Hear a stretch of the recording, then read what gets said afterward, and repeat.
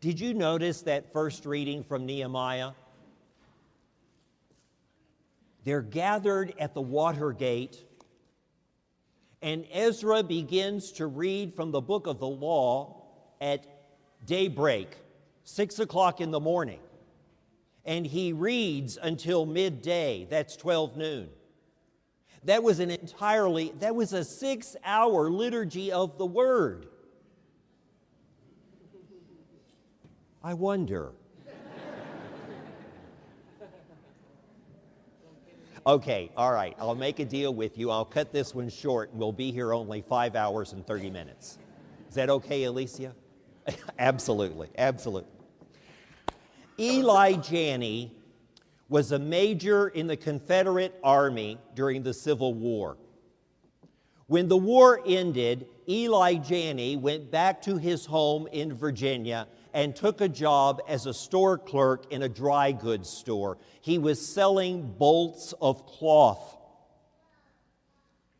On his lunch breaks, he would draw or begin to work on ideas that had come to him. He spent some time with his whittling knife and wood fashioning a brand new idea, a coupler that would bring together two railroad cars and lock them together so that they could then be used to transport cargo across the country. His idea in wood was then transferred into iron, and the invention of the Janney coupler made rail transport absolutely much, much easier across the United States of America. In 1873, he got a patent for that coupler, and that Janney coupler became the model and the most wonderful thing for ages to come. It was that one coupler changed rail transport and cargo. In this first reading from Nehemiah, the Israelites have come back from exile in Babylon. And they've been in Jerusalem now for many years. It took them roughly 100 years to rebuild Jerusalem, to reclaim their farms, to make them productive, to do all that was necessary to bring that community back together in its home and to keep them safe. And after Jerusalem has been reestablished, Nehemiah, the king, working with Ezra, a priest scribe, gathers all the people at the water gate, and Ezra begins to read the law of Moses. And for 6 hours, this liturgy of the Word unfolds as all these people come together, prostrate themselves, a sign of humble obedience to the law of God. And as Ezra reads, they have the opportunity to lament the infidelities of the past.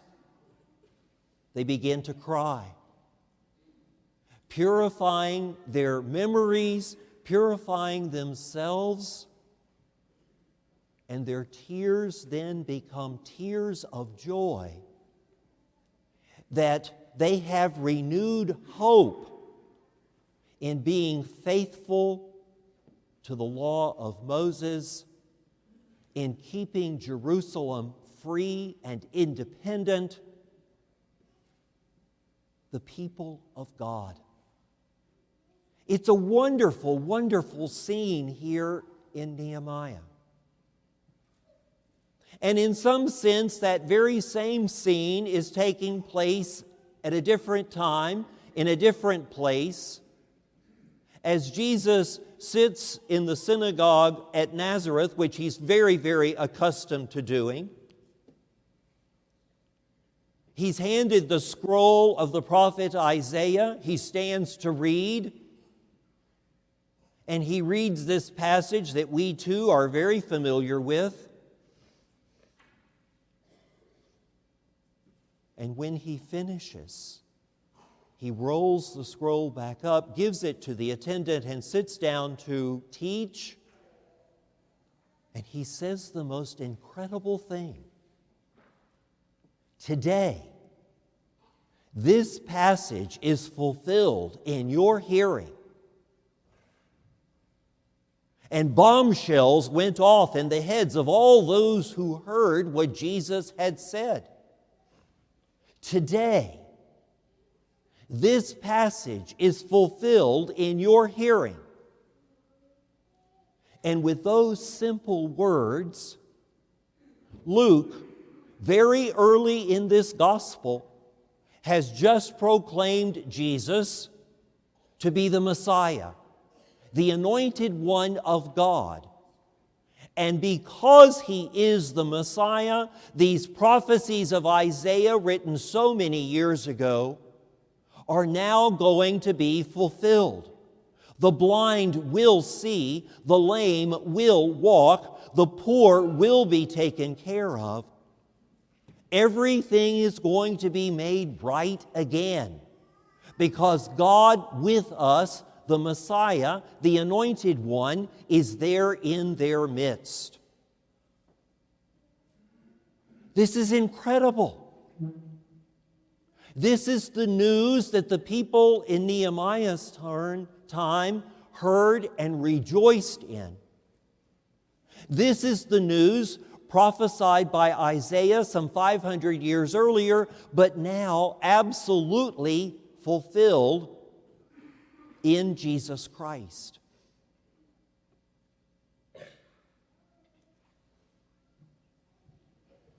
In Paul's letter to the Corinthians, Paul, having heard all of these things, because they're all given orally for years, Paul doesn't give us an anatomy lesson. What he does do is let the Corinthian community know that they are members of the body of Christ. That each and every one has a very special and honored place in the body of Christ, which today does the work that Jesus did. So even as early as Paul's letter to the Corinthians, written in that first century, Paul was already teaching the Corinthians that their mission and their ministry was absolutely the mission and the ministry of Jesus Christ,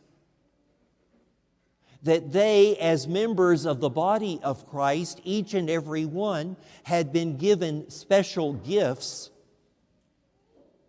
so that those gifts could be used to complete and to fulfill and to carry on the mission that Jesus began. As we read all of this today, it's all being fulfilled again, today, now, as we celebrate Eucharist. If I go on for 6 hours, you will fall prostrate and cry. And those of you who still have the strength, not having had breakfast and afraid that the place may be absolutely packed, may very well, very weakly crawl out of here on your hands and knees.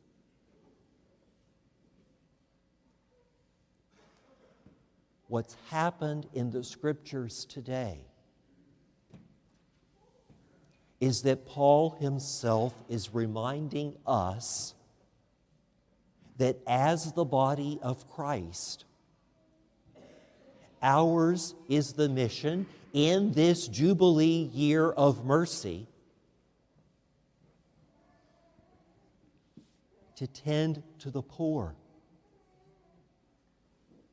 to allow them the resources they need so that they too can respond to God's call.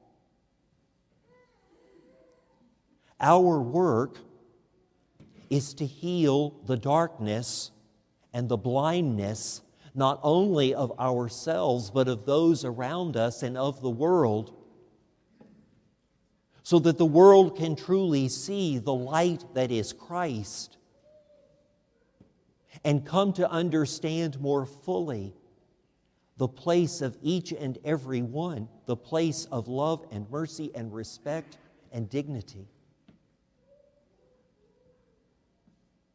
Ours is the ministry of helping the lame to learn once more how to walk and to come into the presence of the Christ.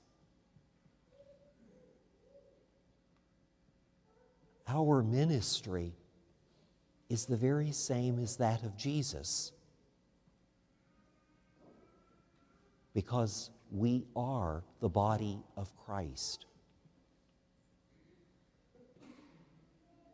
And just as Eli Janney created and invented the coupler that joined rail cars one to another so that cargo could be transported safely, so Jesus is the coupler par excellence that joins us to God and allows us to bring that love and that mercy in this year particularly to those who are so very, very much in need of that love and that mercy. The train is ready to leave the station, and our ministry is to go with that train wherever it takes us, to whomever is in need, and to minister to them the Word and the light that is Jesus Christ.